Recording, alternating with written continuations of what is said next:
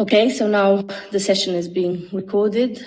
So just a quick note for the discussion afterwards. Scott has very kindly discovered that when we're discussing, there is a button at the bottom of your screen. It's the middle button, which is called Leave Audio or Join Audio. Is that correct, Scott? Yeah, thank you. So that's just, if when we're having the discussion later you find we're not audible, it's because of this button. So just ask me if you get stuck. So, welcome everybody to this second seminar in the Musical Improvisation and Ethics seminar series. This seminar series is part of a project which myself and my collaborators who are there, Chris Williams and Josh Bergamin next to him, are there, they're waving. We're co-PIs on this project, and if you enjoy what you hear today and want to find out more, please either leave your email in the chat and I'll add you to our list, and we send quite rare newsletters about what activities or events we have. But if you want to follow us that way, I can add you to our mailing list or check out our website, which is on all the posters. So for today, I am really thrilled that we have Ben Spatz joining us as our speaker. And I've really had a pleasure of being able to work with Ben on several occasions over the last few years. And as I can see, everybody knows how important Ben's research is for anybody who is interested in questioning the dominant hierarchies of knowledge that are present, especially within the university, but beyond, and questioning the ethics and politics of research. And Ben is a non-binary scholar practitioner working at the intersections of artistic research and critical theories of embodiment and identity. Ben is a reader in media and performance at the University of Huddersfield and a real leader in developing videographic research methods. In fact, Ben is the founding editor of the Journal of Embodied Research, which has some really great issues. So I encourage you to have a look at that and to submit. Yeah, Ben. And Ben, but Ben is also the author of several books, and how you are so productive is really impressive. These are What a Body Can Do, published in 2015, Blue Sky Body 2020, and also in 2020, Making a Laboratory. But Ben also has a forthcoming book, which is called Race and the Forms of Knowledge, Technique, Identity and Place in Artistic Research. And if I'm not mistaken, Ben, you'll be touching on the themes in this forthcoming book in this seminar. So without taking up any more time, I'll pass on. Just a note of how it's going to work. Ben will talk for around an hour, then we'll have a break, and then we come back and discuss. So, Ben, all yours. Thank you so much. Thank you so much, Caroline, for inviting me here. It's really an honor and a pleasure to be here, and also to your co-investigators as well, to this really fascinating project. I was listening to the previous seminar, and I'm really grateful to be here. So yeah, I'm going to talk I promise not to talk for more than an hour, and then maybe a little bit less than that. I'll try to keep it less than that. But there is a lot that I'd love to try to cover. This is, of course, only a little kind of sliver from the book project that Caroline mentioned. It's kind of the part that zeroes in on thinking about race in relation to artistic research, and particularly whiteness, and raising some questions, maybe making some proposals, maybe some provocations regarding how we might think about these things in relation to each other. And so looking for a kind of a framework, I suppose. And I guess I will offer a kind of provisional framework, but very much in a provisional way, always in a developing way. And I'm really looking forward to, after I introduce these ideas, then we'll have a break, and then we'll have a conversation about them.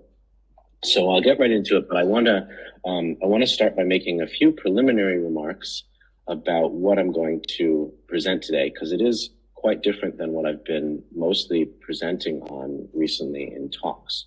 Anyone who knows me knows that for the past 10 plus years, I've been working on a project of artistic research, practice research, embodied research called the Judaica Project. And everything that I'm thinking about in this talk, all of the concepts and the ideas are very much, I can't say that they just come out of the Judaica Project, but they are in a kind of conversation with it always, in a parallel conversation with it, where I'm developing some artistic practices or outputs or projects, performances or videos, and then I'm thinking about, what am I doing in this project? What am I really researching? What is really happening in the studio and outside of the studio? And I'm not going to talk very much today about the Judaica Project. I have illustrated the slides with images from it, so it's a little bit of a kind of juxtaposition, and you may wonder at various points, what do these images have to do with these ideas? We can definitely talk about that afterwards or any other time. But this is a more kind of theoretical talk about the framing that's arisen from this project. As you might tell from the name, Judaica Project, it is, the project has always been a kind of research into the meaning and the politics of Jewishness and Jewish identity from a perspective assuming a kind of fragmentary quality. Judaica conventionally refers to physical objects, but it's kind of fragments, ritual objects, sometimes elements, but nothing so coherent as a whole identity. So that's the starting point for the Judaica Project, and I've worked on that in a lot of ways. But of course, my focus today is not on Jewishness or Judaica Project or those questions, but on whiteness. And so the first thing is kind of how do these things relate to each other? Well, in the process of working on the Judaica materials for the past decade, I've had a kind of a experience where I was continually looking to reframe and understand what I was doing. And so I was always reading and writing and thinking alongside the song-based studio practice. And part of what happened across this decade is that it became very clear to me, maybe in the middle of that process, that there is no way to really think in a meaningful way or act in a meaningful way through the politics of contemporary Jewishness without foregrounding and critiquing and trying to disentangle Jewishness from whiteness. And so that took me into a kind of a different approach, where in the beginning of the Judaica Project, I wasn't really thinking about whiteness, and I wasn't really thinking about race, to be honest, right? Because that's not how Jewishness is usually framed today.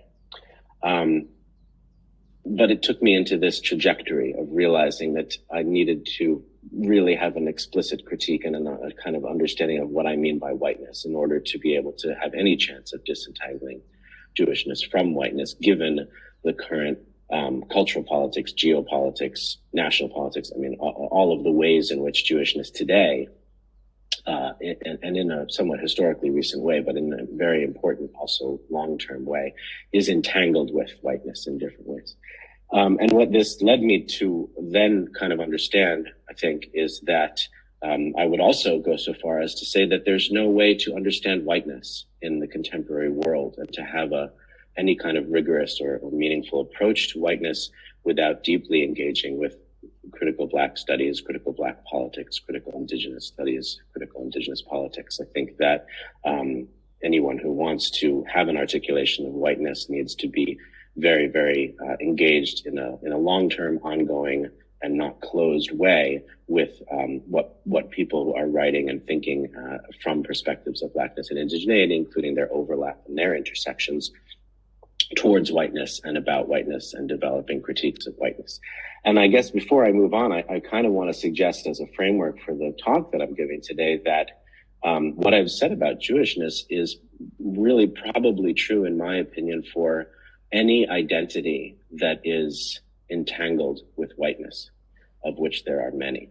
And so one thing I would think is that any kind of European national identity or local identity So, for example, if I wanted to think about Englishness, if I wanted to think about what it is to be Austrian or German or French, or if I wanted to think about even what it means to be living in Huddersfield, or what it would mean to be from Huddersfield, which I'm not, but what it would mean to be in Graz, all of these kind of questions that we might think of as national identities, regional identities, local identities, if we don't have a critique of whiteness and have a kind of understanding of how these European, intra-European and within European identities are enfolded and have been enfolded into whiteness over hundreds of years in a planetary colonial context, then we're not really going to be able to say much about those identities in a meaningful way, because as we talk about those identities, we're just going to be repeating a lot of assumptions that actually come out of the colonial formation of whiteness.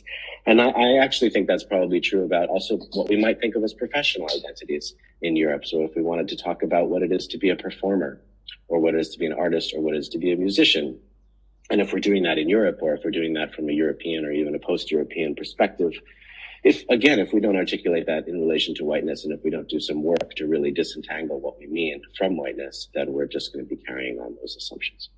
So before I dive into the main concepts, I want to also point out a couple of things that I'm not particularly talking about today, but which are still very important. I'm not really going to be talking about inclusion or diversity in artistic research, and I'm not really going to be talking about reparations. And that's not because I don't think that those things are important. I actually think that both of those things are important in different ways. I think that inclusion, or what we call inclusion, diversity, sometimes equity, diversity, inclusion, these kinds of things are actually quite important. They are leverage points by which we can get a grasp on many of the institutions that we work in, universities and other institutions, neoliberal institutions, where we won't really get much of a foothold in terms of reframing practices through decolonial critiques of whiteness, and we won't get much of a foothold immediately if we're looking for making reparations, but we will have a foothold through claims of diversity and equity and inclusion. And so I do think that's important to think about. And I certainly think that reparations is a crucial, important thing that should be thought about from any kind of white institutional position. But what I would say today, and I'm very, very happy to pick this up because I think this is a really interesting question that I'm really only coming to this through the formulation of this talk, where I'm thinking, well, why am I leading with this question of reframing, and what about inclusion, and what about reparations? What I want to say today is that I think artistic research potentially has a particular relationship to reframing. There's something that artistic research can offer, and there's something that artistic research can learn from. There's something that artistic research can do in terms of framing how we think about identity, how we think about the relationships between race, colonialism, history, nations, and practices and embodiment and identities and all of these things. And I'm not sure that that's true of inclusion and reparations. I think that inclusion and reparations are things that we should be looking for at the level of the university, certainly at the level of the state.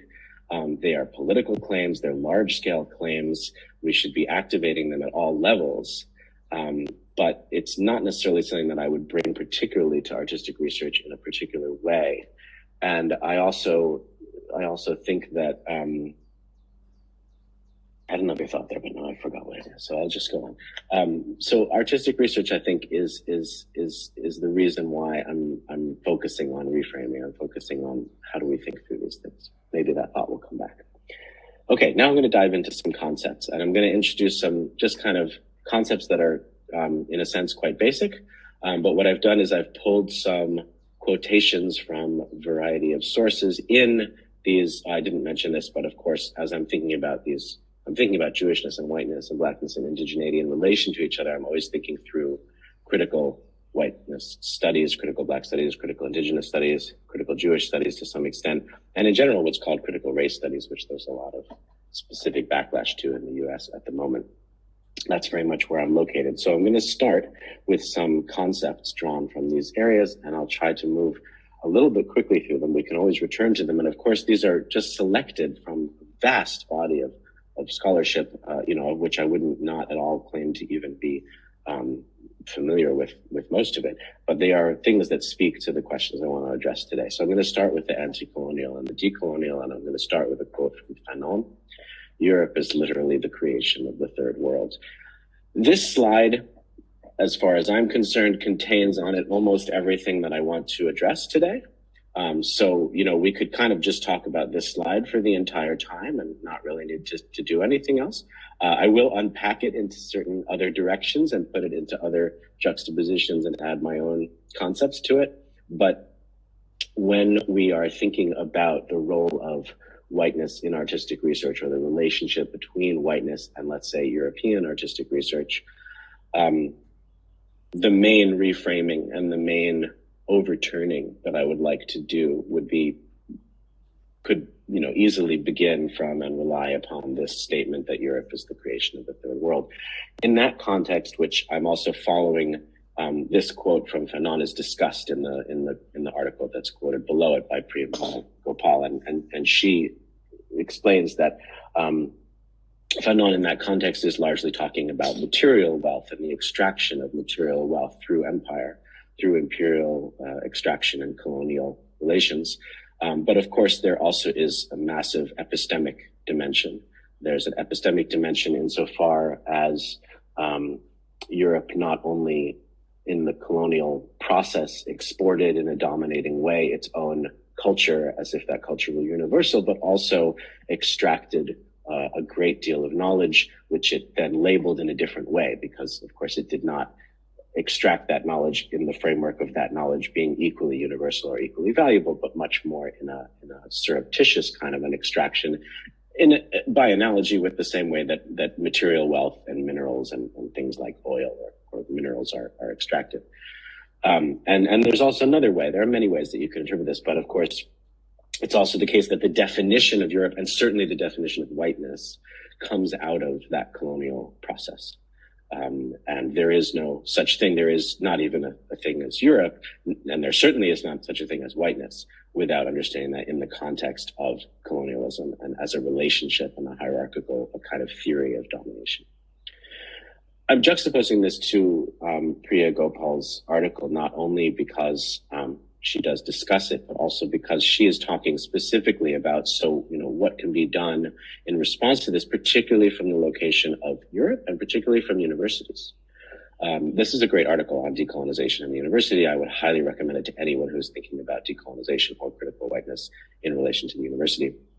It's really excellent, and it does engage directly with some other perspectives on the decolonial and the anti-colonial. It talks about the relationship between the decolonial and the anti-colonial, which I'm not going into, but it's really valuable.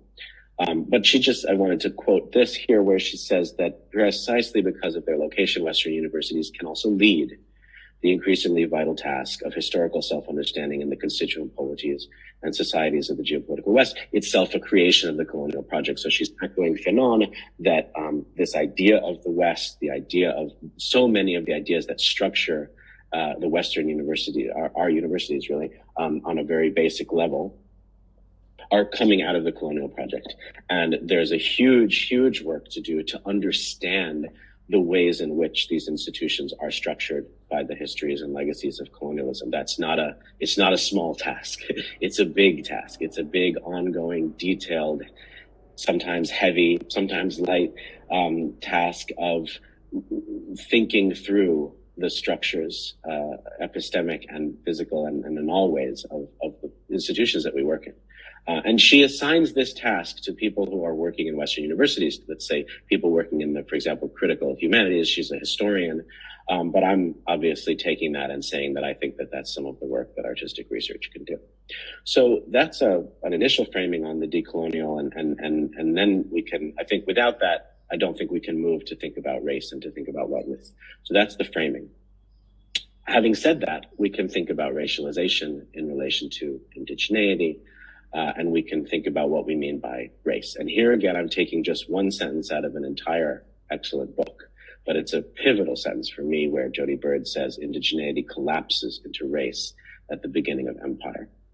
Because I think what she is saying there is that, well, I'm going to paraphrase and elaborate on this now from my own perspective, but as I have asked myself, how does whiteness or Jewishness or any other identity or any other racialization, how does it appear in the studio, or how does it appear in an artistic process?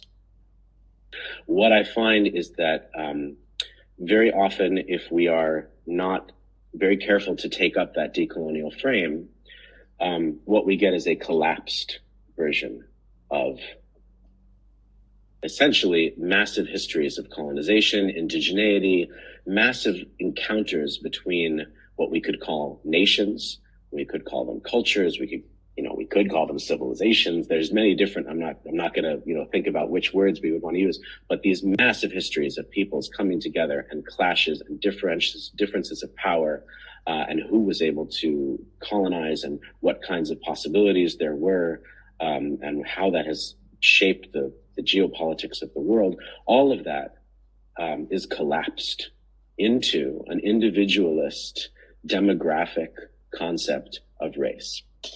And if we operate with that concept of race, when we think about race in relation to artistic research, we're going to be very limited to the questions we can ask, because we're going to think about race as an attribute of individuals. And we're going to say, oh, okay, well, how many people on the project are white and how many people are not white? And, we can make some other axes of identity there. But essentially, we're looking for a demographic. We're looking through a demographic epistemology, which means that we're checking boxes and we're counting people. And it's not that that's not useful. I think that can be something. But it's what I would call, following this quotation, a collapsed idea of race, as if race is something that is attached to specific bodies. It comes into the room.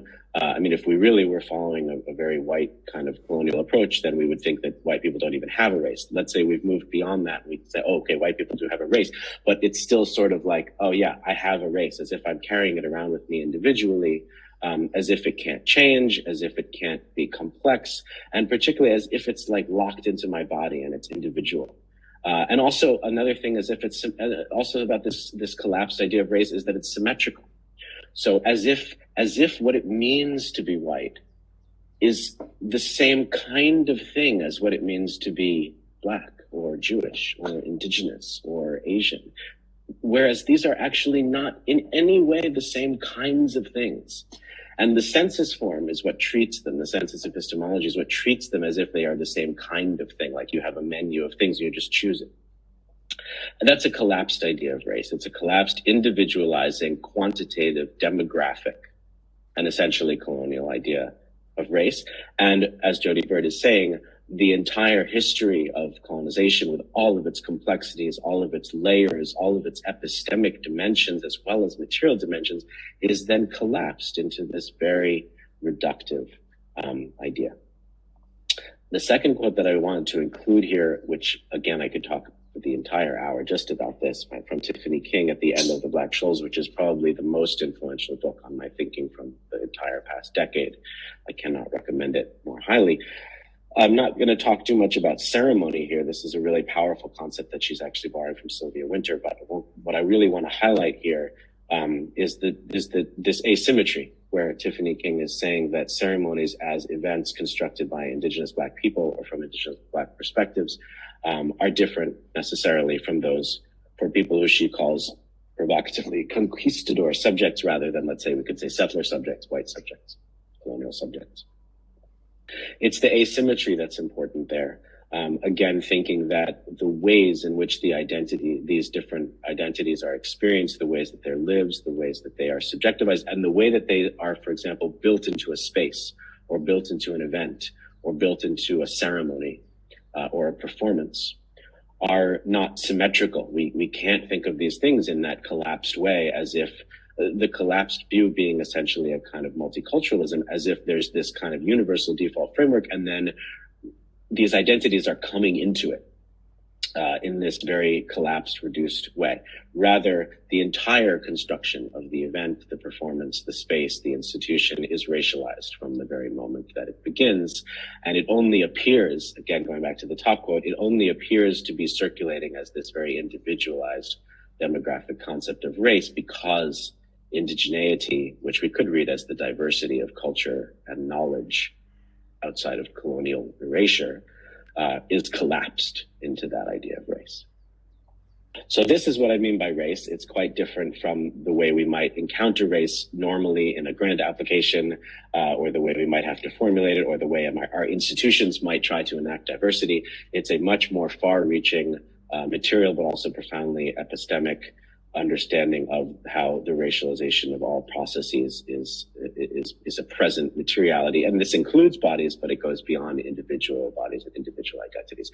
That then allows us to address whiteness in another way.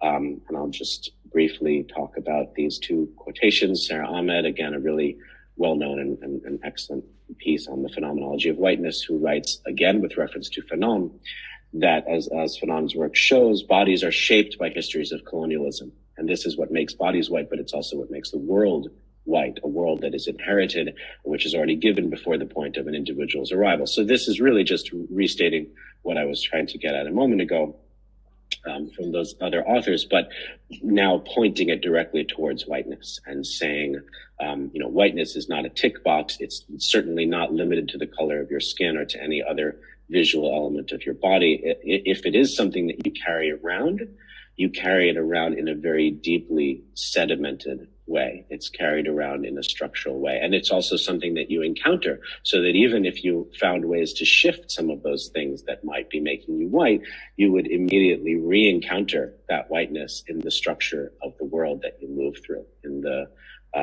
shape of events, the structuring of time, the structuring of buildings, the layout of cities.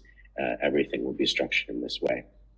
Hagar Kotef, writing about colonizing subjectivity, and I would make that quite resonant with white subjectivity in Palestine, Israel. Although undoubtedly necessary, this means that institutional change consisting of the democratization of the settler state is not sufficient. And I think that resonates with what I've said about diversity and about the reduced or collapsed concept of race, where it's quite possible to democratize in a certain way within a neoliberal framework, within a demographic framework, where you leave intact the deep structures of the racialized hierarchies and the violent desires and the attachments. So I think what's coming out of these different quotations for me, and obviously they're referring to a much larger literature that I'm not going into, is a proposal of a task of a critical whiteness project, which arrives from Priya Gopal's quote, which arrives to those of us who work in Western institutions, maybe particularly universities in some ways, maybe particularly the arts and the humanities, to reframe, to start to do, and to continue to do this deep work of trying to deconstruct and understand what is the whiteness of these structures, and how that project is aligned with, but also distinct from projects of inclusion and even projects of reparation, where there is a particular kind of deconstruction of knowledge and institutionality that needs to be undertaken, and that can and must be undertaken through the university as an institution. So from that, that concludes these quotations. I'd love to talk about them more, but I'm going to move to my own kind of contribution that I'm proposing today. It's a kind of mapping. I've provisionally called it here a materialist mapping. When I say materialist, that can obviously have a lot of different meanings. What I don't mean by materialist, maybe I should clarify, I don't mean that I'm going to be kind of treating some aspect of reality as fundamental, such as political economy or means of production or something like that, and then treating other things as merely cultural. It's the opposite of that. Actually, what I mean by materialist is that I'm going to be treating different layers of reality as distinct from each other, but also all basically made of the same stuff. So it's really a Deleuzian or Deleuzo-Guattari kind of a materialism that I'm going to be using. And particularly what I've found myself unable to escape and needing to rely upon is the geological metaphors that they have used to think about how different aspects of the world are different from each other in terms of speeds and in terms of words like sedimentation, so that we can think about things as being more or less sedimented. Some things seem to be easier to change. Some things seem to be changing more rapidly or less rapidly, flowing around, moving more easily, while other things seem to be so deeply sedimented that it's very, very difficult to shift them in any way. But these things are not separate tracks. They are made of the same stuff. at moving at different speeds or at different degrees of sedimentation. Throughout the Judaica project, I've been trying to understand how these things relate to each other, and I'm going to provide a kind of a mapping. I was thinking this morning that actually I kind of hate diagrams, and I'm going to offer a little bit of a diagram, but I regret it a little bit, and if it wasn't too late this morning, I might have removed the diagram. I hope it's useful. I don't like diagrams because for me, a diagram often feels more totalizing. And this is obviously because of my own capacity to diagram. I'm not really saying this about all diagrams. And if there's someone who draws in the meeting, I totally acknowledge the complexity of drawing. I think my craft is more in the textuality and the complexity of text and writing. So I'm a little bit nervous to present this mapping as something visual, but I'm going to do it. We'll start with technique. I've been theorizing technique for more than a decade now. And in a nutshell, what I mean by technique is something very similar to other social theories of the way that bodies are structured through social construction, you might say. So performance, or Butler's performativity, habit, or more specifically Bourdieu's habitus, Foucault's inscription, all of these ways of talking about how the body is structured or how identities are structured. What I have found with technique is that I feel that, again, coming out of a context of wanting to do practice research, technique simply names the knowledge content of that stuff and does not allow it to be simply performance or simply habit. And also that means that on the flip side of that, it means that when we attempt to change the politics of the body, identities of the body, yes, we're engaging with power. Yes, there's a question of resistance, but it's not only about power. It's not only about resistance. It's also about knowledge. In my first book, What a Body Can Do, I'm thinking primarily about gender. And I'm making the argument there that what we are seeing and what has been very profound for me and for many others in the development of new ways of doing gender is not only a question of power, although it is, of course, a question of power and resistance, but it's also a question of actually finding new ways to do gender, new ways to be gendered, and new ways to live in gender and in sexuality. And when I'm looking at the current horrific backlash against trans rights and trans lives and trans existence in the UK and the US and elsewhere, I do think that it resonates with this. To me, it's helpful to understand that what people are terrified of is not only a political kind of a struggle, and it's not only a scapegoating. It is, in fact, that there are other ways to do gender. There are other ways to be alive and to interact with each other and to have gender identities. And that's an actual research. That's an actual discovery made by communities over years and decades and centuries to propose, it's not just an idea, right? Oh, let's do gender in a different way. It's not just a label.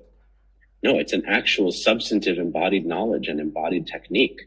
There are other ways to do gender. And that is what is so profound and what is so profoundly terrifying to people who have their whole sense of self built on not only on a particular way of doing gender, but in a particular set of assumptions about how everyone else will be doing gender. The argument in What a Body Can Do is essentially that identity is made of technique. And this resonates, I think, with Butler, Bourdieu, Foucault, all of these kinds of thinkers. And one thing I want to say is it gives a lot of potential power.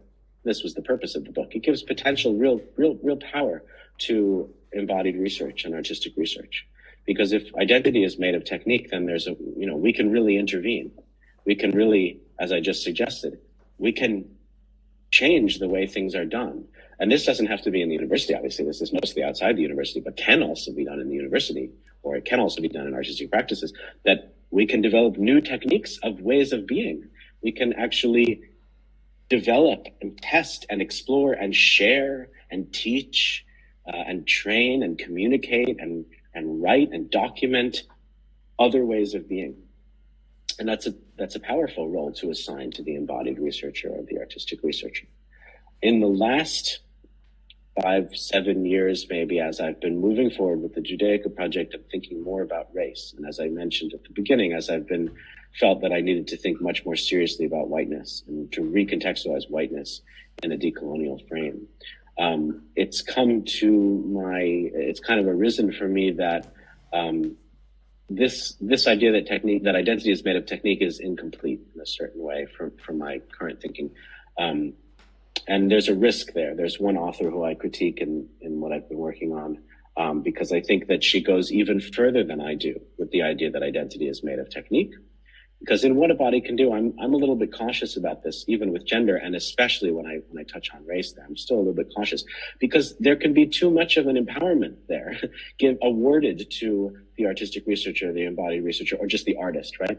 There can be what one critic calls a kind of immunity assigned to the artist, where it's like, oh well, I'm an artist. I'm inventing, ways to do things. So I can, as if it were so kind of easy to change how the world is structured, and it's not.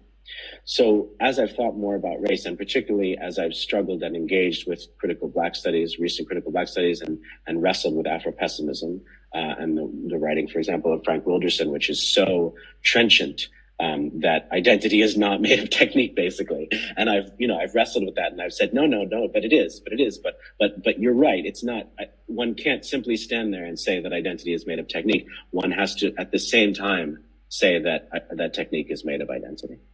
It goes both ways, right? And it's a materialist idea, just in the sense that I'm suggesting that technique and identity are made of the same stuff. They aren't different, but we're talking about different layers of sedimentation. And in Bourdieu and Butler already, I was already quoting like 10 years ago, where they sharply distinguish between what you do and who you are, both of them. And this continues even today. What you do is not the same as who you are, all these things. It is made of the same stuff, but at the same time, it's not the same, because these are totally different layers.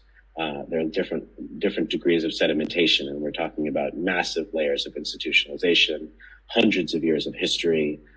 So yeah, it's not a simple thing that you can simply change your technique and then you change your identity, as Butler and Bourdieu were very much at pains to say, and as Wilderson says very, very forcefully. Don't think that you can simply change your technique and then your identity is going to be different. So, for example, let's say you wanted to escape whiteness. Don't think that you're just going to be able to change some of your daily techniques and then you're going to not be white anymore. That's going to be, for some people, that's going to be impossible. And for others, it's going to be a very challenging task that's probably never achieved. Maybe worth working on, maybe not worth working on. But in any case, what I'm proposing as a kind of complement to that is that technique is made of identity, which means that when we work with techniques, they're still circulating bits and pieces of identity. So when what this means is that when we do some of the things that we might think of as being the focus of our practice, or our artistic practice, or artistic research practice, we have to not think that we are doing these things outside of a context of race, or indeed gender, or other identities. So I'm going to now add to my diagram some examples that we could maybe just think through. This is a mix and match because everything is made of everything. But, just if I just were to sort of pull some connections at random, if you think you're working on art, if you think you're working on music, ethics, if you think you're doing research, you are also always working on race, potentially whiteness. You're working with gender, you're working with class, sexuality, nation, coloniality, disability. You're working with politics. There's no escape from this. And in some ways, this is a very basic insight. We probably almost everyone here would agree. Yes, you don't escape these things. But when we come to framing our projects, our practices, when we come to naming what we're doing in our projects and our practices, I think I certainly see in the world of artistic research, at least, and to some extent, maybe less in general performing arts, but to some extent still there, we do tend to still break these things apart. We do tend to still kind of want to say, well, here's the things that I'm working on in my research. And then, yeah, identity is also happening, but in what way is it happening, right? It's different to say that we're working on art, we're making theater, we're making a dance. It's different to simply say, okay, well, race is present. Gender is present in the room somehow. Our national identities are present. Versus to say, when we make our theater, it's made of these things. It's made of the same stuff. The dance that we're doing, the song that I'm singing is made of race. It's made of gender. It's made of nation. it's made of coloniality. And that's where I'm kind of trying to push this. It's a bit further. If we literally say identity is made of technique, technique is made of identity, these are made of the same things. That's how we need to think of them. They are at different levels of sedimentation. Let's not get carried away with the empowerment of the artist or experimental figure as one who can transform identity through technique. But at the same time, let's acknowledge that there are transformations possible, but at the same time, every transformation that we might make at the level of technique, every new technique that we come up with is coming out of and is made of in some way the identities that are structuring our bodies and our lives and our practices and our spaces. This is the main kind of center of my thinking recently. There is another layer to this diagram, one which has been actually my conversations with Caroline over the last 5 years have been very important in her anthropological perspective, as well as then engaging much more deeply with critical Native studies, critical Indigenous studies in North America, where I'm going to add, but not go into it, that actually place is not separate from these things. And I'm going to say that identity is made of place and place is made of identity in the same way. I'm going to say that actually these three things are the same stuff, and they can't be separated. So what I'm kind of trying to get away from is the idea that there's a location and then there are people in the location and then they do some things as if we can talk about those all separately, as if it just happens to be, okay, I'm in Huddersfield, I identify these particular ways and I'm going to research song. Whereas in fact, every moment that I sing is coming out of my own racial and gender and sexuality and national and linguistic and disabled or abled identity. And all of those things are coming out of the places that I've lived. They're coming out of Eastern Europe. They're coming out of New York City, Cambridge, Massachusetts, Huddersfield, wherever you are. The relationship to place and the relationship to land is made out of the same stuff. And so in the same way, we can't empower identity to transform the world without realizing that also identity is coming out of the world. I think that I had another thought, but I'm gonna move on. So this is the map that I'm proposing, this kind of diagram between technique, identity, and place. I've been thinking about the relations of technique, identity, and place basically for the last 8 years or so, as I'm reading all of this material. And of course, this is a kind of abstraction. So in some ways, it's a risky abstraction. And again, this is why I'm not sure about diagrams. It's risky the word identity is a very kind of bland word. It's a very, in a lot of contexts, very dismissed word. It can immediately suggest the kind of demographic approach that I have resisted. I don't have another word. Maybe someone does. I really mean like the dimensions of the world, or at least dimensions of embodiment. I think that one thing that I would maybe add is that as I have focused so much on the relationship between technique and identity, and then sort of only later come to thinking about how place is involved, I would probably link that to the fact not only that my project is coming out of Jewishness and diasporic Jewishness specifically, but that my primary interlocutor in thinking about diasporic Jewishness is thinking about diasporic Blackness.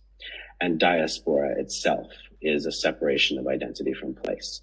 And so I think the way in which identity has been so important to me, as well as gender, is having to do with diasporic identity. And of course, as soon as you think about Indigenous identity, and when you think about relations between and intersections and overlappings of Blackness and indigeneity, then you immediately realize that identity is not something simply that's separable. It's if technique is little molecules of identity that are moving at a faster pace, our identities are little molecules of place that have broken off from the earth and are moving around or being moved around. So that's kind of the main thing, and then I'll move to a kind of more of like a closing section where I'm trying to apply that mapping to what I call a productive deflation of artistic research and other things. I'd like to productively deflate all of philosophy, for example, what is called philosophy. And what I mean by productive deflation is that, what happens then? So let's say that I'm saying that technique is made of identity, identity is made of technique. So we're going to have to acknowledge that a lot of what we call music is white music. A lot of what we call philosophy is white philosophy. When we do that acknowledgement, what does that mean? I mean, what does it do to put that name there, to put a racializing label next to these things that have been, that are often considered non-racial, non-racialized, sort of universal or independent of identity?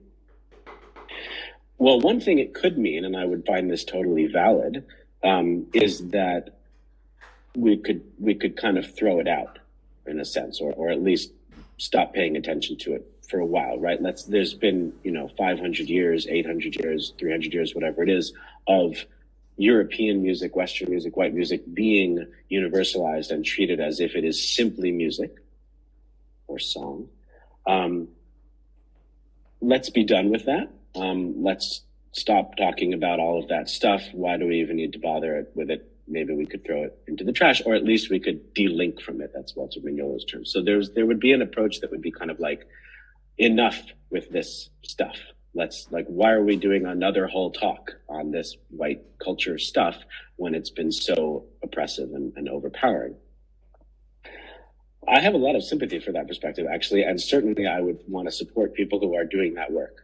But I think there are many of us who find ourselves in some kind of interwoven relations with white identity, as well as whether or not we are having this kind of relationship with white identity, we are also working in white institutions. And we're working sometimes at the margins of white institutions. And so it's not necessarily our task to swerve entirely away from these domains of practice or knowledge or technique. But what we do need to do is deflate them from their universality. So this is returning to what I was suggesting at the beginning from the Priya Gopal quote, where she says, people working in Western universities have a task, which is epistemic decolonization, which is to unpack, which is not a quick task. It's a task of a long time to unpack and deconstruct. And I'm intentionally using the term deconstruct, what this whiteness amounts to, what it really means. And what it is in dialogue with its alternatives and with other possibilities. And that's to me the task. That's to me why this task remains productive. It's not productive deflation means we're throwing out the part where there was this idea about universality. We're massively deflating what is meant, for example, by philosophy. We're just, and you can put European, it doesn't have to be white. I think if you're putting white, you obviously need to be mobilizing a critical whiteness perspective, but that can be even more deflating, right? Because if we just say European philosophy, it might not have quite as much effect, might not be quite as deflating. It's the deflating that's important here. But it's almost like a dismissive quality, and yet it's not a full dismissal because it remains productive to say, what is this that we're doing? What is this critical approach? And so thinking of the critical and returning to artistic research, I'm interested in looking at white artistic research, meaning artistic research, not only meaning carried out by white people, but carried out in white institutions, carried out in Europe as a white space, carried out in white ways, all of the ways that we could deflate what we think we're doing in artistic research as a kind of critical whiteness practice. I'm drawing by analogy on critical whiteness studies, which is a very vexed and contested field, because there absolutely were strong reactions from many people at the development of the idea of a critical whiteness studies field, which were exactly what I was saying before, a kind of a reaction of the last thing we need is another field studying whiteness, right? Because actually the whole field of philosophy is studying whiteness. The whole field of theater is already studying whiteness. But of course, they're doing that without a critical perspective. And that is quite a big difference, because if you look at philosophy as just philosophy, and if you maintain that kind of universal idea, which is a colonizing idea, a colonial idea of philosophy, you're not going to call it white, right? You're just going to call it philosophy, and you're going to think of the attachment of the name of white as, very deflating in an unacceptable way. And so I think there is something in a critical whiteness studies. As I suggested at the beginning, I don't think critical whiteness studies is enough. And I think critical whiteness studies absolutely must always be in conversation with critical Black and Native and Indigenous studies, at least. That's been my kind of trajectory, and I'm not saying that that's comprehensive in any way. But I think that if you're trying to do critical whiteness studies in conversation with critical Black studies and critical Native studies, then there really is work to do there in terms of, and again, I say deconstruction, which I would not hesitate to link to Jewishness as well. But there is work to be done there from different margins of whiteness. And in some ways, I think in a very minor way, even a place like Huddersfield is a margin of whiteness. You know, there is a difference between being in Huddersfield and being in London, for example. And so, you know, this is very complex, and it's very located to place and identity. And of course, it's intersected by all of the other identities that I was mentioning. But it seems to me that if we think of that when we think about the whiteness of some artistic research, so when we look at some artistic research or artistic practices, what are we doing when we label it white? Because sometimes it's sort of like that's the end of it. Like it's like, but that's only that, but it's a very white project. And I think I want to go beyond that because I want it to be a productive deflation. When I'm looking around and I'm reading, someone sends me something and I'm asked to respond to it for artistic research, like a grant proposal or an article or something, and I have this reaction like, wow, this is super white. What's productive about that is not simply a calling out. It's not something like, calling out as if the thing that the person should do is immediately make it less white, because that can be very dangerous, right? And going back to at the very beginning, if you try to do inclusion and diversity and you don't have a critical approach to whiteness, you can do a lot of harm. Because what you can do is you can reach out to people and tokenize them and put identities on them and be like, you're not white, come in here, and then my project will be fixed because it will be less white. And that's a very white project still, just potentially doing a little bit more of an active colonialism. So that's not necessarily what we want. I think, again, inclusion very important, but only in conversation with a critical approach to whiteness. So when we do have that reaction, like, oh, wow, this project is very white. Oh, my project is very white. Your project is very, I just got this article. Oh, it's really white.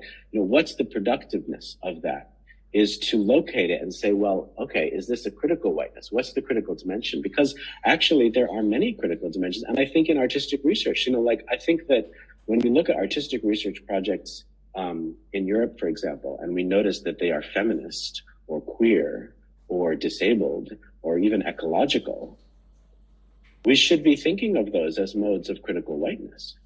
We should be thinking of the you know, which is naming both their potential and their limitations. And again, that's what I mean by productive deflation. So we're naming, okay, when you say that this is feminist, when you say that this is ecological, there are some limits to how you're framing that.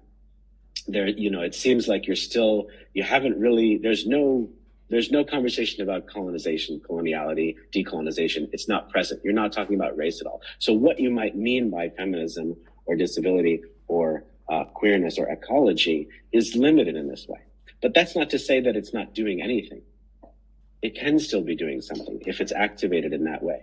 You don't necessarily have to change the question is, what are you going to change, right? And I think if we frame it as critical whiteness practice in relation to critical whiteness studies, there's some potential for rethinking some of the ways that we frame our projects. And that's what I'm looking for, is a kind of reframing that would help us draw out the most valuable aspects of our projects, and to understand in a deeper way what is the relationship of this project to race, which is to say to its European location, to the identities of the people involved, to the much more the identities and the structures of the institutions in which it's located. So I'm going to conclude just by going through the three questions, and then I will offer one more quotation after that. These are the questions that I raised in the poster, but I thought we could maybe revisit them a little bit here, having gone through all of that material that I just shared. What happens when racialization and coloniality are taken as fundamental aspects of the given conditions or experimental apparatus that underpins artistic research, right?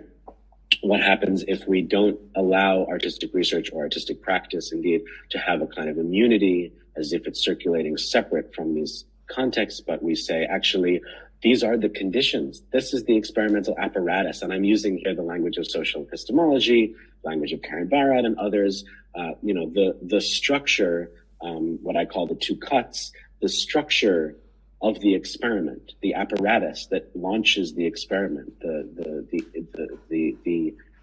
apparatus is a good word, the apparatus that is producing an experimental space is deeply, deeply structured by racialization and coloniality at every level. And that doesn't mean the experiment is therefore worthless and we throw it out, but it might mean that we need to change what we think are going to be the conclusions of the experiment. So we might not be able to draw the kind of planetary conclusions that we were thinking we would draw. And instead, we might be able to say something much more specific about a certain possibility in a certain racialized and colonial context. Similarly, talking about identity, what happens when we assume not only that our identities are constructed by our practical techniques, as social theory and performance studies have long argued, but also that our epistemic techniques arise out of our embodied and emplaced identities. So my song, my performance, my movement work is coming out of my gender and my national identity and the language that I speak and my racialization, and it's coming out of the places that I've lived on this earth. And that's, again, going to hopefully productively deflate what I think my practical techniques are doing. So I'm going to retain some of the empowerment of artistic research that some theorists would take away from artistic research. That might be everyone from Marx to Frank Wilderson, who would say that artistic practice is merely expressive of deeper structures. I'm going to retain the empowerment of experimental practices that they can change identities, they can change structural things, but I'm not going to go overboard with my kind of wild fantasy of empowerment that, these changes in epistemic techniques are going to quickly, radically transform the world. It's going to be much more emplaced and embodied in my own identities, my own experiences. Of course, I mean the people working on a given project. Finally, I think we've addressed this. How can the naming of whiteness, as in critical Black studies, critical Indigenous studies, and thirdly, critical whiteness studies, help us to link the dynamic, introspective, and micropolitical ethics of artistic research with broader social political movements? This is, just in a way, a response to the question of ethics, and saying that I always find ethics to be a little bit of a double-edged term, where there's a risk for me with ethics that ethics can be understood as something that we can focus on in order to set aside politics.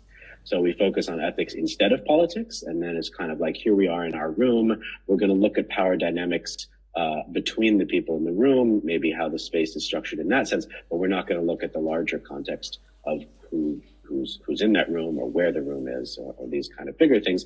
But it's double-edged. I certainly don't think that's the only potential of what ethics can do. I think ethics can also be seen, as I listed in my diagram, as in a mutually constituting relationship with politics, where we tackle ethics because it's something that we can work with. It's less sedimented. We can interact with people. We can try to change interpersonal dynamics. Sometimes that feels like it's more within reach than changing the political structures that structure the world that we're on. But we have to understand that ethics is made of politics and politics is made of ethics. So it's always going back and forth. And as much as we might hope that ethics has this power, therefore, politics is made of ethics. So if we can find the right ethics, then we can develop the right politics. And I think that's true. But on the other hand, ethics is also made of politics. So we don't want to overstate the capacity of our ethics to escape the political context in which we're working. So I'll close with this quote, which I also wanted to include because I want to recommend as another reading this wonderful conference proceedings from Arts Research Africa called How Does Artistic Research Decolonize Knowledge and Practice in Africa? For me, probably the best collection on artistic research, at least for me, the most important one, because it centers decolonization. It takes place in South Africa. It's grappling directly with the legacies of colonialism in a much more explicit way. But this is a wonderful practitioner, Tulule Gamedze, who says, what is the classroom? What is the university classroom space? How can we acknowledge it? Where do we see the violence? Where do we see the potential for something? I guess that the emphasis is always on what people are doing in that space. And of course, this resonates so much with me as I'm thinking about technique. The emphasis on, and again, it's understandable why we emphasize this, because it's what we feel we had direct agency over, what we're doing in the space, how we can identify the way and the style and the texture of coloniality in that space tends more to do with us being split, trying to do something else, which is actually a great description of critical whiteness practice, being split and trying to do something else. But there needs to be this questioning of what the space is. We must look at the space. And in that, I hear the whole call to integrate a framework of identity and a framework of emplacement into anything that we might be doing at the level of technique, or at the level of practice. Thank you. That's all I wanted to present. I included a little outline because I know it was rather dense, so that's a little outline to say what I talked about. If you want to look at that, going through it, and then I think we'll have a break, and I'm very eager to hear your responses. Thank you so much, Ben. And I don't know if you saw, but there were many people clapping. Oh, no, I didn't see that. Sorry. Thank you. As we mentioned, we're going to go off and have a 10-minute toilet break or grab something to drink and eat, right? And we'll be back here at CET is 12:15, and if I don't know where the rest of you might be, but in 15 minutes. Oh, did I say 10? 10 minutes. Thank you. Okay, thanks, Ben.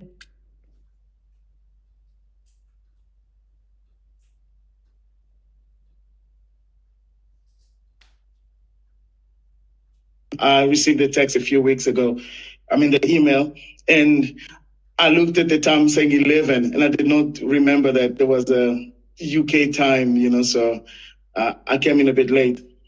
Let me preface my question by saying that I am a Pan-Africanist. So you would understand that the idea, that's one of the reasons why I thought that this conversation would be very important, especially when the idea of decolonization is involved. So I think that I don't know if it would be a bit of a pushback, but it will be just it will maybe spark a conversation between you and I and see how we can get to find a level playing ground. In 2016 there was the Fees Must Fall march in South Africa, and the idea of decolonization came to the forefront, and this sparked a major conversation within the academia, at least in that part of the world, where the question was whether what it means to decolonize. What does it mean really in terms, especially within our sphere of the academia, and this prompted people to say, does this decolonization still mean what it meant in the 1960s, whereby it was the end of colonization and people could move into more of an integrated world? Or does it mean that we needed to break away from everything that was Western in that sense? But then in today's presentation, I got a bit confused in the sense that you tend to be speaking of decolonization in the same sentence with whiteness, whereas the two don't necessarily mean the same thing. In terms of the Pan-Africanist movement, because the idea is not necessarily the amount of melanin that the person has on their skin, or lack of, Secondly, I was wondering whether the idea of whiteness seems to be very much essentialist in the sense that it seems to argue that knowledge is grounded in certain identity, whereas knowledge should be for all of us. So if the skill is learned in Britain or in America or even the northern furthest part of the world, it is for all of us to share and to learn from it. That's basically my interaction. What would you say about that? Thank you very much. Thank you.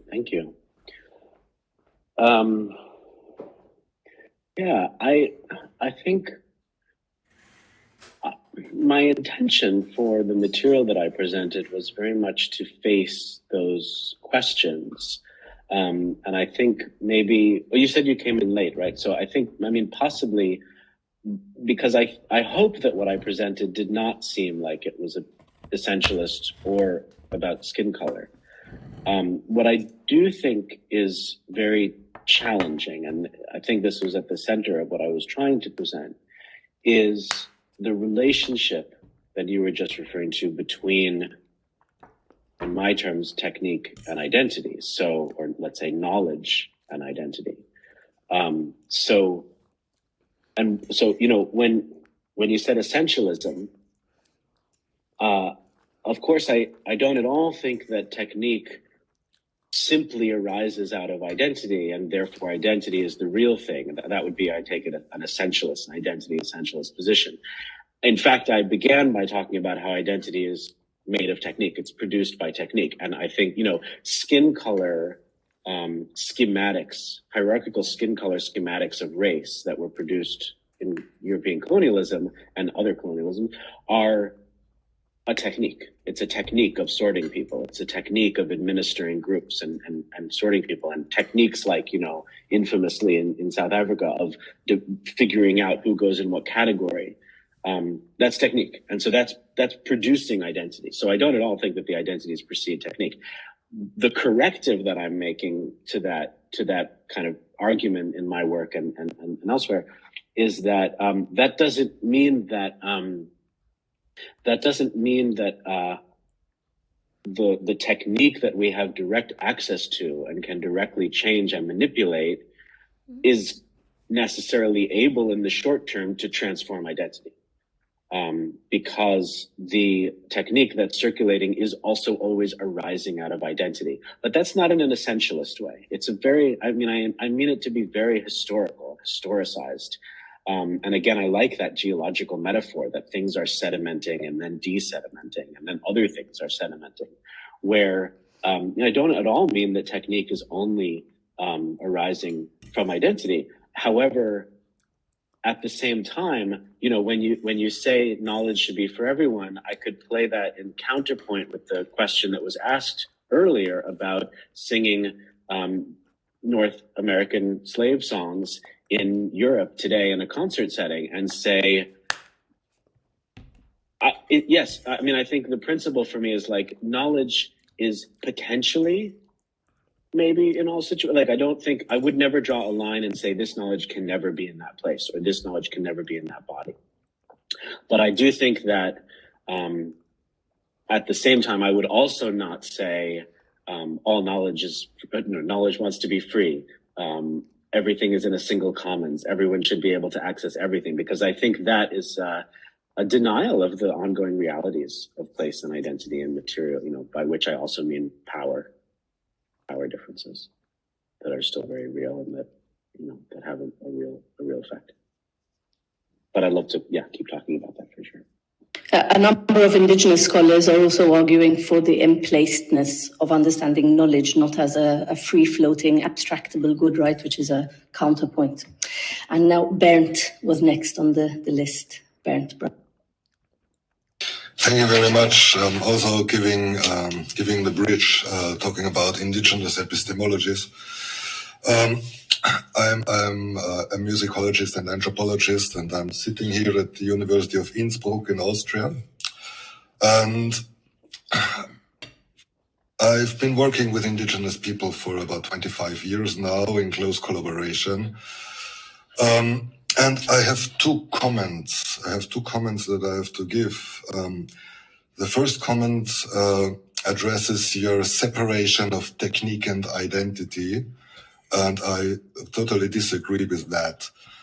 We have to see that identity in the sense of identifying individual persons with a social group is in place for now about 60 or 70 years. It was put in place by Erik Erikson, who was a sociology scholar in the 20th century. And he wrote his work on identity, social identities, based on his own experience of having been persecuted by the Nazi regime. So this idea of identity being connected to whatever skin colors, race, gender, and so on, emerges from this context, and it's being used today without usually thinking about this history of the term. And now we have this right-wing movement in Europe and in Austria, they call themselves die Identitären, the identitarians, and they do this. They exactly do this, that they want people to identify with exactly those categories of race, gender, skin color, ethnicity, and then order those people having certain rights or limitations depending on their identification with this predetermined groups of people. Yeah. So I see if we treat identity as being connected in this sense to those categories, then we are doing exactly what the right-wing identitarians want us to do. I see this very problematic. For myself, I acknowledge that I'm white, that I'm male, and so on, but I don't identify with that. I identify as a scholar, as I said, as somebody working in an inter and transcultural context with indigenous people. This is my identification, what I am and what I'm doing. I'm a partner of my partner, I'm a father of my children. These are things where I identify, and these things are very well acknowledged in the term of identification and identity as stemming from Erikson. And I think for me, it's more important being a scholar than being white and male and being whatever in these categories. My behavior is much more oriented on what I'm doing and with whom I am doing this than what I look like or my genetics or something. That was comment one, but I'm very eager to say that. And the comment two is closely connected with that I think by applying a terminology as you used it, saying that the university is white, philosophy is white, and is said a couple of terms like this. He said philosophy and theater studies and theater and so on do tackle with whiteness, but they don't do it from a critical perspective, which I think how can you say that? Yeah, sorry to really ask this question. How can you say that? And with it comes a kind of almost narcissist devaluation of what people are doing in Brazil, in Canada, in Peru, in indigenous universities, working very hard to implement, communicate with, build up communication between these different epistemologies and being university. They are university, they are philosophy, they are theater and arts. And they are indigenous, they are black people who are university and who are arts. So saying that these institutions are white totally devaluates their being and their work. Thanks for listening to my ranting. Sorry. Thank you. Yeah, I mean, there's a lot there. And I think on some points of, how we want to theorize, I think probably we agree on some fundamental things about like what's going on in basic terms, because I agree with everything you said in terms of phenomena, like what you talked about in universities and what you talked about even on the far right. Like I agree that those things are happening. In terms of how we want to theorize them, we probably do have some disagreements that would take a long time to reach any consensus on. I'm trying to think where if there's anything that I want to reply to. Well, let me reply to the second point. And I have two thoughts. To the second point, I just want to say that I certainly wasn't saying that philosophy in a broad sense or theater in a broad sense is white. What I was doing is putting white, and that's why I kind of used a different color I made the word a little bit different, to put whiteness next to where it is implicit. So, for example, when we say, when you encounter in various writings or even in the public sphere references to philosophy, often that is reference to European philosophy. Often it's references to big figures of European philosophy who were writing during the colonial period, very formed by European colonization, but either not referring to that or referring to it in a very colonial way. So what I was suggesting is that when we are doing that kind of thing, when we're talking about European philosophy or European music, etc., that by labeling it as European or labeling it as white even more provocatively, then we are potentially deflating it. Of course, there's another battle over the definition of philosophy and the definition of music. I mean, as English words, like, of course, there's another approach, which is to say, but I think to me, that's a more established approach. And I guess maybe this is the aspect of inclusion without critique that I'm worried about, where it's like, oh no, everyone is doing philosophy, everyone's doing music, everyone's doing theater. Your theater is just different from ours, or your philosophy is just different from ours. And I think for me, this kind of, in some way, there's just a strategic difference there that it's not really something to be hashed out or agreed on. It's like the idea of strategic essentialism. Like, yes, let's do the work of saying that everyone is doing philosophy and that everyone is making music and that, these things are universal. Absolutely, because that's inclusive and that's a super important thing to do. This is a much more kind of specific talk that I was trying to give towards European context, first of all, right? Like, this is not a talk that I'm giving in a vacuum. I'm giving it in a specific context, a specific place, and I'm speaking in a context of a specific project, my own project and the hosting project. And so it's in that context where I'm saying provocatively, like, we need to talk about whiteness, for example. We need to talk about the history of colonialism. And I think, I mean, just on your first point, I feel that is a necessary counterpoint. I think the position that you articulated, where what you were calling social identities are they're sort of inappropriately made to be important, and instead we should focus on these other identities, which are the ones that you claimed. Again, I think, that is a strategy. It's a strategy of liberalism. It's a strategy of universalism. It allows individuals potentially to identify in all of these ways. But for me, it's incomplete if it's not wrestling with historical and ongoing power relations. So as soon as someone says, here, I acknowledge my race and my gender, but I don't identify with them. Here's what I do identify with them.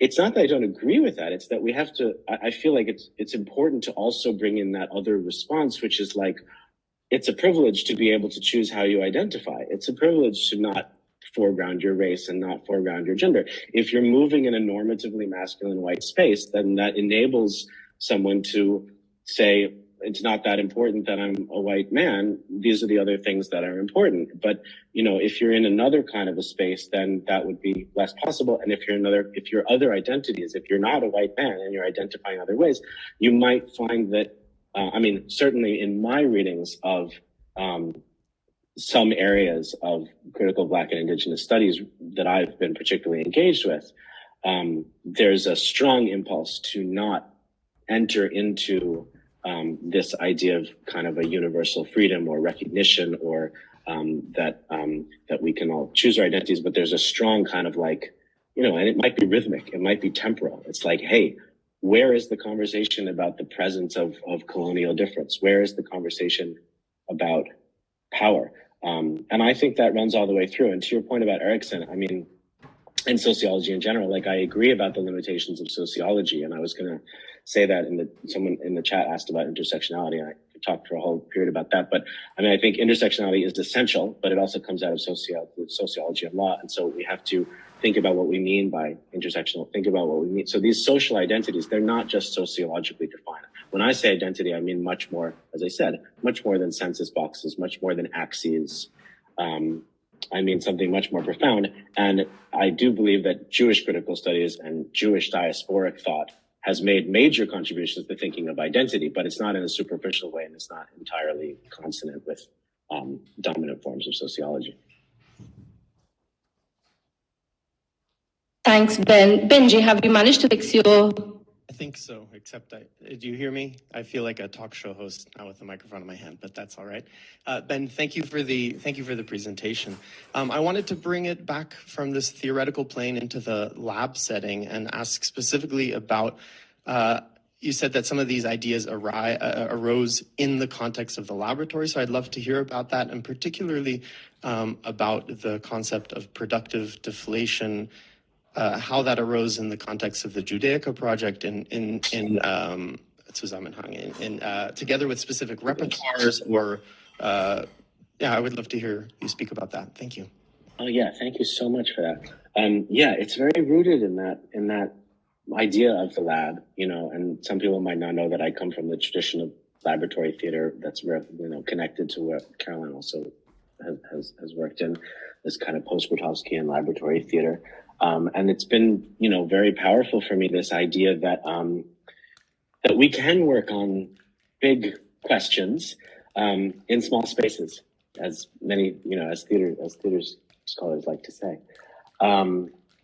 The Judaica project, in a nutshell, I went through many different periods of trying to figure out so it started with the idea in 2012 that I would not be working, I have to give this little nutshell sketch, I think, to make it make any sense.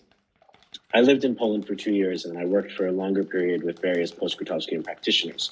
Many people were singing global song traditions, not necessarily the slave spirituals, but related kinds of traditions, potentially, not necessarily coming out of that kind of pressurized situation, but very much, okay, here's a very powerful song tradition. It clearly has all this value. Let's absorb it into our bodies, sometimes for decades. It's very powerful. And I felt very vexed about this. I thought it totally transformed my body. It was incredibly powerful to sing all these songs. At the same time, I'm coming from North America, and I'm like, we just take these songs, and then, what does that mean? So then for a period when I was living in New York City, I was essentially smuggling qualities from these various song traditions into invented non-lexical songs. So I made up songs that the words were nonsense, the melodies were different, but the harmonics were similar, or the rhythm was similar, or something else that's not the notational aspect of song was similar. And so in that way, I was kind of exploring these qualities, but I was postponing the question of identity because I was separating now.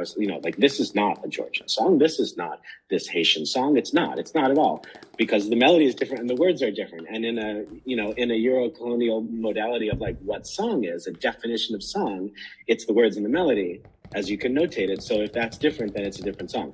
But secretly, it's actually the same because I'm working with the harmonics or the rhythm or something, which to me is the same. So that was a little period of postponing the question of identity in a way that in New York City felt necessary to sort of not face that question of the politics of identity. And then in 2012, I kind of had this feeling that I needed to stop doing that and work with Jewish songs. But the first question, of course, is what are Jewish songs? Because there's no such category. And I went through various different channels and different databases and interpersonal experiences until I landed upon the Smithsonian Folkways Archive, which is very interesting because it has a genre category, Judaica. And in the genre category of Judaica are 80 different albums, and they are very diverse. They include things recorded recently, going back to the beginning of recording. They include ethnographic, but also contemporary, musical production, many different languages, many different geographic and cultural contexts, and also sacred songs, folk songs, songs with words, without words. Just an incredibly diverse selection, all tagged as Judaica.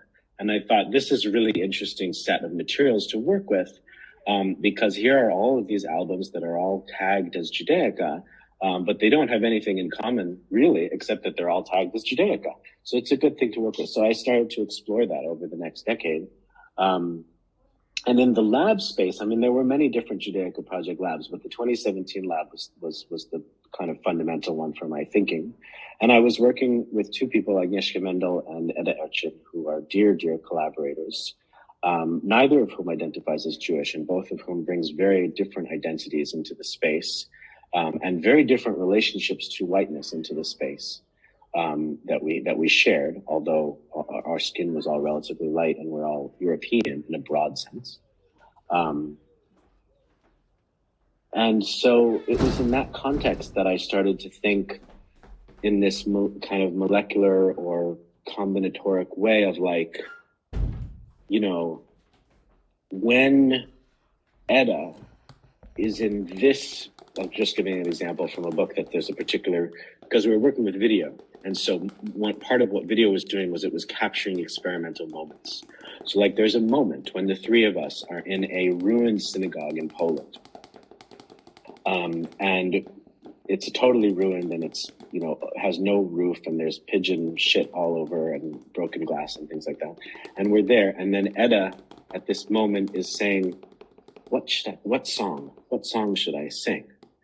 And in that question is like such complexity and a kind of embodied knowledge and an embodied research of like this location, these colleagues, Judaica project, this set of songs, although we also went outside that set of songs, Edda's own identities, all intersectionally, but not in a sociological way, in an artistic research, embodied research way.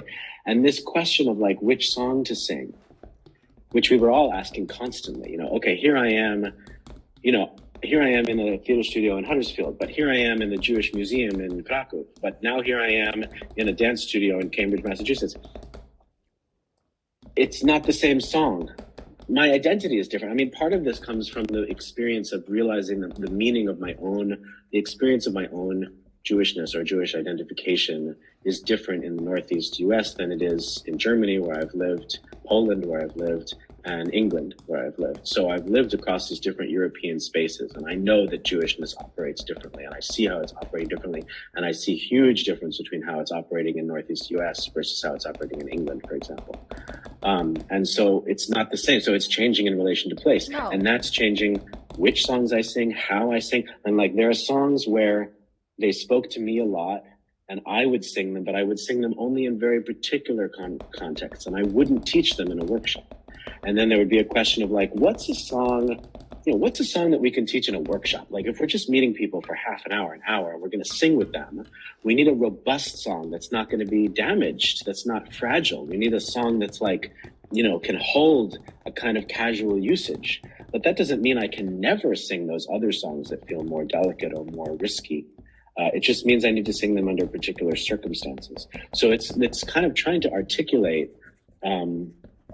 what are all these factors without reducing it to something that's purely technical, like as if I was simply choosing the song, or as if it was a sort of intellectual only like manipulation of like this song goes here. It's like a whole embodied kind of knowledge of or research, I want to say, because I'm not saying that we know which song to sing. I'm saying that when we ask which song to sing in a given context, we are drawing on knowledge to ask a question and to see what happens. If I sing this song, what happens? If I sing this other song, what happens? And if I sing the song in a different way, what happens? So these are these very concrete, for me, kind of this very concrete experience of artistic research or embodied research, which I then have tried to think about and to say, okay, well, there's no denying the whiteness of the project. And I do mean the identities of the performers, but I also mean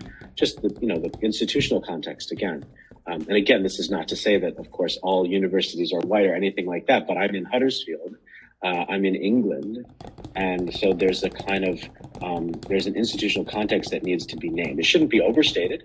And resistances to it and alternatives to it should not be denied. Priya Gopal's work she has this huge book about resistance to British colonialism from within and outside the British Empire. Like it's, there's no denying that, but at the same time, you don't want to deny the institutional context. So like the question of like, where is whiteness present? How can I articulate the presence of white? So in terms of productive deflation, I have a video essay called Whiteness, which is based on one studio session. And what I did is I took this studio session, and part of the productive deflation, the aspect of productive deflation is that when we went into the studio, we did not think we were working on whiteness. We had no thought of that at that time. I was thinking about whiteness a little bit throughout the whole lab. But in this studio session, it was me and my PhD student at the time, Ilona Kravchik, and we were not working on whiteness. We were working on something totally different. But as I watched the video later, having gone further with my critical reframing, I thought, this is a video where whiteness is something that I could really draw out here. And it's not just because of me, it's because of Ilona, it's because of the space. We also happen to be in a white-walled studio. And it's also because the main prop in it is Agamben. And there's the Agamben book. And the Agamben book that happens to be in the studio, which was kind of almost a random choice, except I don't want to say it was random, but the choice that came out of these embodied intuitive choices is this book called The Open, which is about the relationship between man and animal, which is then very much about the definition of the human, which is then, if you're reading critical Black studies, very much about the definition of whiteness. And so I was like, how can I put text? So what I ended up in that video essay is putting the texts on quite violently almost. It's like, here we are singing, moving in this kind of fluid, explorative way, and then boom, there's all this text that's like interrogating whiteness and citing these critical fields and sort of really deflating what we're doing. But of course, it's a video essay that comes out of the project, so it's a productive deflating. I mean, I'm making something, I'm making a little work. But it's a work that, you know, and I don't think the text is calling out the video, the session.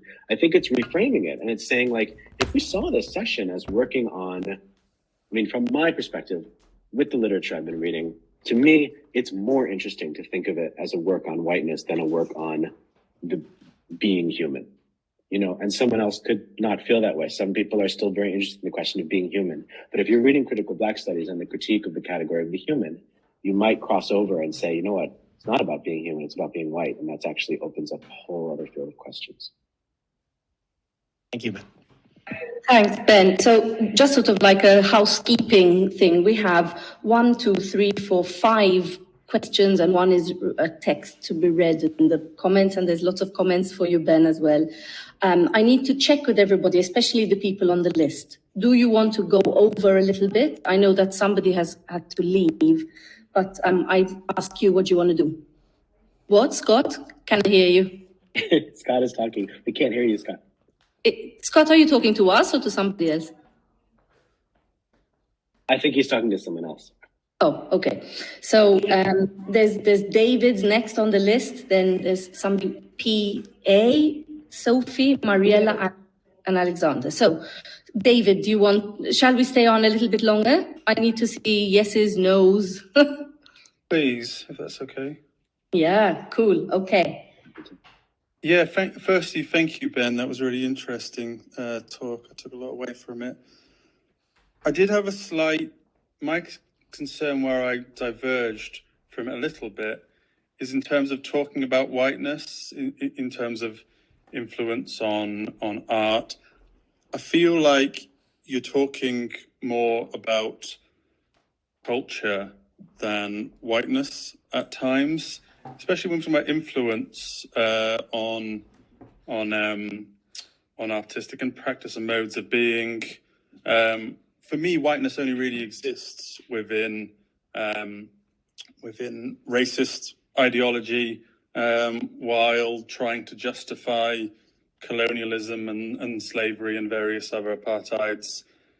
I think when we're talking about music, Irish music, Italian music, and I also think it's important that we don't necessarily patronize in terms of culture. So, for instance, to go back to the first question was about spirituals and how what is a white American person advise an Austrian about what is an African American tradition.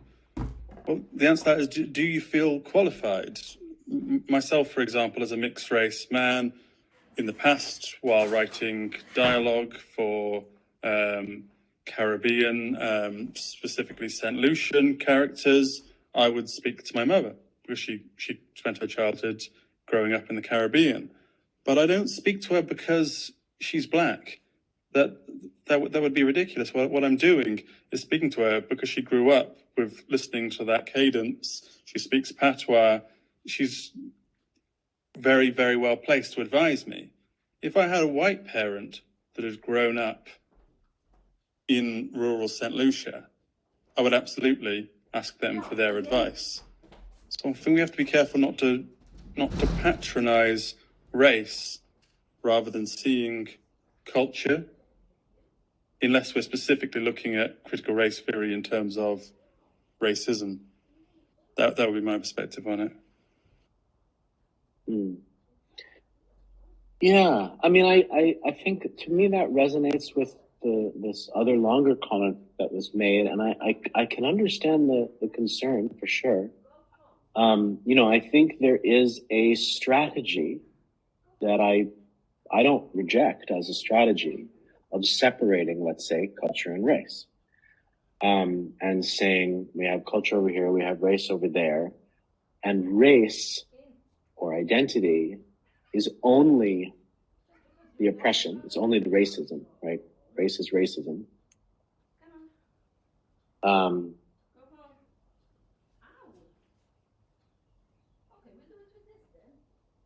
I think there's a strategy there to have these things separated.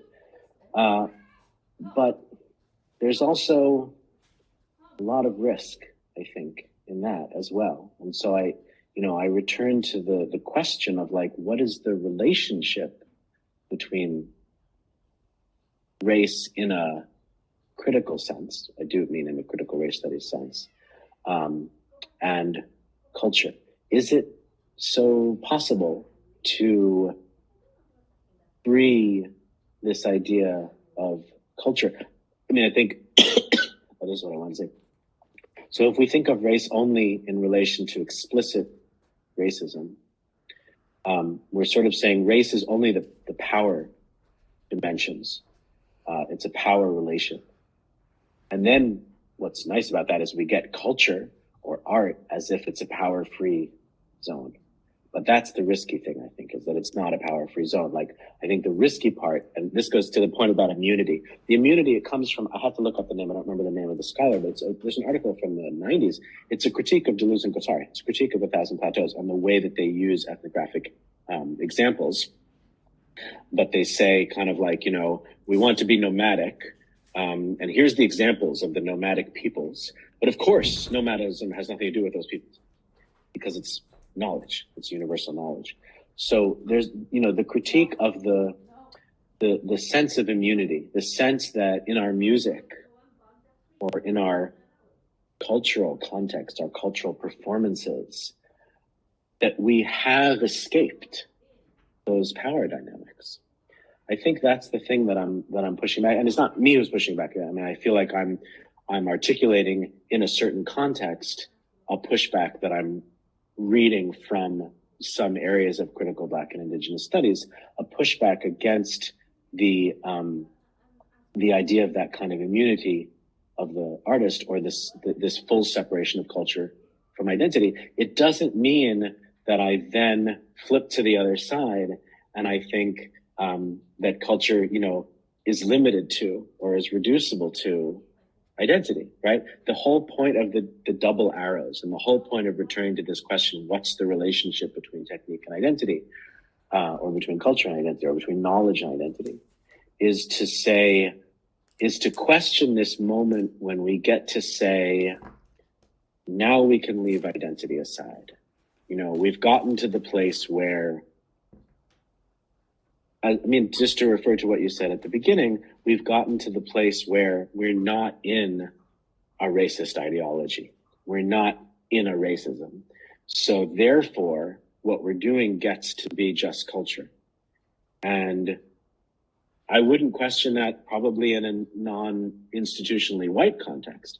But when there's an institutionally white context, like many of the universities that we work at, or many of the arts institutions that we work at, then I think I'm always going to want to push back on that moment where it's like, but we're doing culture. We're not doing identity. We're not doing race. We're doing culture. And say, you're still doing identity. You're still doing race in some way. And that still needs to be unpacked. And I think, you mentioned also, I think Irish and Italian music you mentioned, right? So I think, my point is not that there isn't, like, of course we can look at these things as areas of knowledge and areas of culture. And my whole first book, my whole first kind of argument is about culture as knowledge, that it's knowledge and what it does to realize that culture is knowledge, and how powerful that makes culture. But the flip side of that has to be that it also means that culture arises out of sedimented knowledge. I'm reading like in a social epistemology frame. You can develop new knowledge, but new knowledge develops out of old knowledge. It develops out of sedimented knowledge. So if you're gonna, for example, go forward with an Irish music project or an Italian music project, if there isn't a critique of European colonialism, which I'm calling whiteness in a certain frame, then you're skipping a step, right? You're like, as if you can go right to the individuality of Irishness without grappling with the way that, you know, in the US context, always thinking about how Irish and Italian and Jewish people became white in the historical process, became much more white. We're not white and then we're white. And that process, you know, the end result of that process, it shouldn't be the end result of that process that then you get, which you do get, and I'll speak from Jewishness now, that then you get Jewishness as a culture as if it's free floating in relationship to a mainstream culture, and you don't have to name whiteness. You don't have to talk about whiteness because we're only talking about Jewishness. We don't have to talk about whiteness. It shouldn't be that you get to, you know, the result of that whitening process shouldn't be that you get to set aside race and identity in order to deal with culture. It should be that you carry with you, in the sense that the knowledge is still identity, that history of racialization that puts you into a solidarity with people who are still much more racialized, where it's actually like, okay, but the only way that you can get Jewishness, and I think it's probably the same for Irishness and Italianness, but it's very, very real with Jewishness right now. That's the hot political question in the planet, is like, you know, is Jewishness allied with whiteness in this implicit way where it's just this kind of cultural knowledge, maybe it's a religion, and it doesn't really have to deal with whiteness? Or is there a pathway, which I'm calling critical whiteness practice, where the identification as Jewishness can actually be a work on disentangling from whiteness? This is, the book on this that changed my life is Santiago Slobodski's book, which is called Decolonial Judaism. And he says, you know, we need to reframe Jewishness basically through the history of its racialization, the history of its abjection from Christianity. You know, the history of building whiteness is also the history of Christianity becoming whiteness, right? And so Jewishness, like Irishness and Italianness in different contexts, has another potentiality, which is to remember its history of racialization, remember its history of identity and race, and through that enact a solidarity with what I'm identifying as some Black and Indigenous positions. And then you get a whole different kind of a politics, but you have to carry the history of racialization with you. To do that, you have to carry, you know, that there was a genocide in which Jews were racialized, and then at the same time, not at the same time, precisely a little bit later, there was a profound whitening of Jewishness into a nation state, into colonialism, and you have to hold that history to be able to activate the potential of culture. I want to say, like, we're not fully activating the power of culture as knowledge if we think we can, you know, if we too easily set aside these histories. Really quickly, thank you. That did actually clarify a lot for me. The only thing I would say is, in terms of power dynamics, when it comes to both culture and race, within art, it's not necessarily always as straightforward. Spielberg and Scorsese, could Scorsese make Schindler's List? Could Spielberg make Goodfellas? Well, of course they could, but they're bringing culture. But it's not that they're coming from a position of power within whiteness. It's that they're informed and liberated by the culture of Judaism to make Schindler's List, or being Italian American to speak to Italian American, you know, criminality. I think it's very much both. Because I think if you don't have that process of entering into whiteness, then you don't have all that money to make those movies. You know, it's the you know, the critical whiteness work is about, and the productivity of deflation is about seeing and naming your complicity and your privilege, and holding at the same time your history of discrimination and oppression and racialization, and acting from, you know, just holding those things together and acting from there. Thank you. Thanks, David and Ben. Just in the interest of time, there are 2 questions left, and I'd like to make sure I read out Alexander's, and if you can take both Alexander's and Sophie's together and then respond at the end, Ben. So Alexander, who said that he's in a public place, so I'm going to read it out for him. He writes, it is true that so-called culture bearers of the African-American variety can be in the habit of insisting on the use of Negro in the context of Negro spirituals. But they would think twice before they would accept the use of Negro in the context of contemporary arrangements of these spirituals. There is an insanely complex history of class relations that also have aesthetic traction issues in relation to what are taken to be spirituals created by enslaved peoples in the antebellum South. So I am personally resistant to the idea that what I prefer to call African-American spirituals can be referred to as a genre. Genre becomes more relevant when it comes to modes of arranging practice, but even that is massively complex. People working at Fisk University have very clear ideas about what kinds of arranging concepts are legitimate or otherwise. But the real question for composer, arranger, improvisers such as myself is whether or not historical African-American arranging practice, such as that found in Harry Burleigh, is in fact emblematic of emancipatory uses of tonality. So that does square with Ben's point that the question cannot be solved at the level of technique. But while I appreciated much of this presentation, there is something complicated about multiple levels of pre-linguistic as well as linguistic presupposition that makes this conversation itself possible. I agree the concept of race is problematic, but not for any of the reasons I have heard in this conversation. I am in a public place, so can't speak.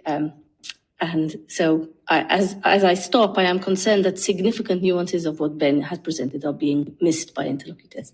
Thanks, Alexander. And please add anything if I haven't caught it. So I leave that for now, and I'll ask Sophie to quickly say your question so that Ben can reply to both Alexander's and yours.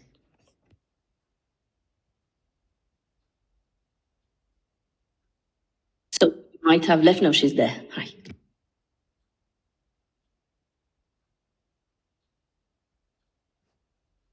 Try the middle button at the bottom of the screen, which says, no, sorry, we can't hear you.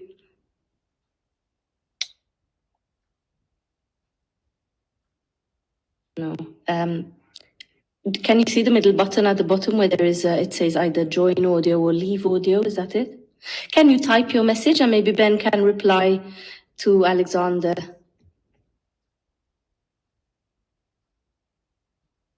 Oh, wait. Hello. I think you can maybe hear me now. Yeah.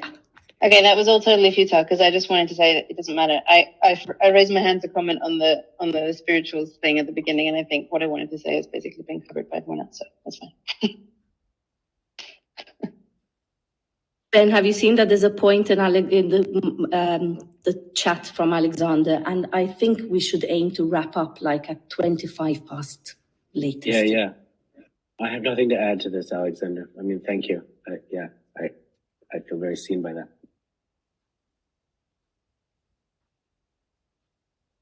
Thank you, Ben. I think you can see from the questions, the discussion, the chat, how many people came, that you're really working on something important, and really grateful for everybody's time and patience with the online situation. So hoping to carry on these conversations in practice and with talking and everything else. Any last shouts from anybody? No? Okay, thank you so much, Ben, and hope to see you all. Thank you, everyone. Super. Bye-bye.